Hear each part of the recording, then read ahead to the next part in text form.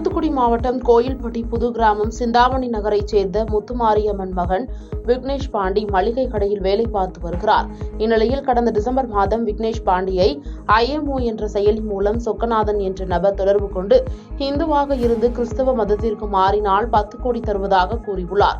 அதற்காக அமெரிக்காவில் வங்கிக் கணக்கு தொடங்கவும், வருமான வரி செலுத்தவும் உள்ளிட்ட பல்வேறு காரணங்களுக்காக பணம் கேட்டுள்ளார். இதனை நம்பி விக்னேஷ் பாண்டி ஜிபே மூலமாக 35 நாட்களில் 4,88,159 ரூபாய் அனுப்பியுள்ளார். பின்னர் இது மோசடி என்று தெரிய வந்தவுடன் நேஷனல் சைபர் கிரைம் ரிப்போர்ட்டிங் போர்ட்டலில் புகார் அளித்துள்ளார்.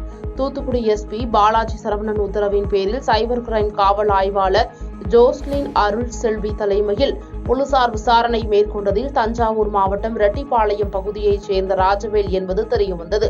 இதனைத் தொடர்ந்து அங்கு சென்ற சைபர் கிரைம் போலீசார் ராஜவேலை கைது செய்து நீதிமன்றத்தில் ஆஜர்படுத்தி சிறையில் அடைத்தனர். அந்த ஆன்லைன் மோசடினா ஒரு நார்மல் கால் ஒன்று வருது. அந்த நார்மல் காலில் இருந்து எனக்கு இந்த மாதிரி இந்து மதத்திலேருந்து கிறிஸ்டின் மதமாக மாறுங்க சொல்கிறாங்க. பாதகம் செய்பவரை கண்டால் நாம் பயங்கொள்ளலாகாது பாப்பா, மோதி மிதித்து விடு பாப்பா, அவர் முகத்தில் உமிழ்ந்து விடு பாப்பா. அண்மை செய்திகளை உடனுக்குடன் தெரிந்து கொள்ள இணைந்திருங்கள் இயம்நாடு.